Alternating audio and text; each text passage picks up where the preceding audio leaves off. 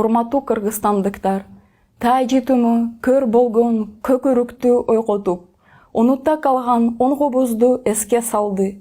Бир жакадан баш, бир женден кол чыгарган ички интимагыбыз арта берсин. Шумажалга жулдурган жакындарыбыз түбөлүк жүрөгүбүздө. Не знаю, не рано ли мы назначаем День национального траура? Может, его стоило назначить тогда, когда будет предана земле последняя жертва COVID-19? Мы не знаем точно, сколько наших граждан, молодых и пожилых, мужчин и женщин, детей унесла эта страшная пандемия. Сколько из них умерло, не дождавшись места в больнице, не дождавшись аппарата ИВЛ, необходимого укола или таблетки, страшно задыхаясь на руках сходящих с ума от горя родственников и друзей. Мы не знаем, сколько еще наших соотечественников покинут этот мир, и когда уйдет эта ужасная болезнь.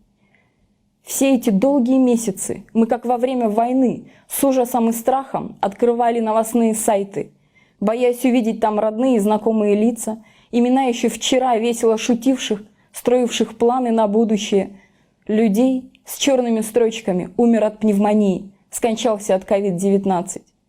Практически нет сейчас человека в нашей стране, кто за эти дни не потерял родственника, друга, коллегу, хорошего знакомого.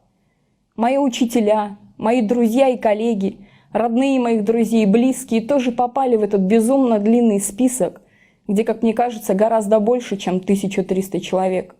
Потому что люди умирали и умирают не только от COVID-19 и пневмонии, но и от того, что онкологические больные, больные кардиологические были отданы на самом деле под лечение тех врачей, которые сами оказались заражены коронавирусом, вышли из строя. Многие больницы были отданы под обсервации для борьбы с коронавирусом, но это коснулось жизни хронических больных, тех, кто не дождался операций, помощи врача. Сегодня очень страшные дни. Сегодня мы все вспоминаем тех, кто ушел от пандемии.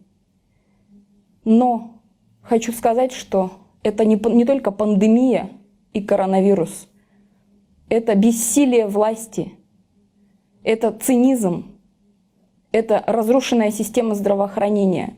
И сегодня день траура не только по COVID-19, по людям, погибшим от COVID-19. Сегодня день траура по той системе управления, которая строилась 30 лет. И из-за халатности власти ушло очень много наших сограждан, друзей, братьев и сестер. Я считаю, что день траура нужно объявить в связи с тем, что нужно похоронить коррупцию, похоронить непрофессионализм чиновников, навсегда похоронить цинизм власти. И вместе с этим перейти к тому, что наша страна станет устойчиво развивающейся, процветающей. В эти тяжелые и страшные дни я хочу выразить огромную благодарность каждому кыргызстанцу, каждому, кто не остался в стороне. Тем детям, которые разбили свои копилки и принесли монеты, накопления на помощь волонтерам, медикам, людям. Тем девочкам, которые на руках выносили больных и плакали навзрыд. Тем медикам, убеленным сединами аксакалам, которые, несмотря на тяготы своей работы, остаются до сих пор в строю и служат своей стране, народу.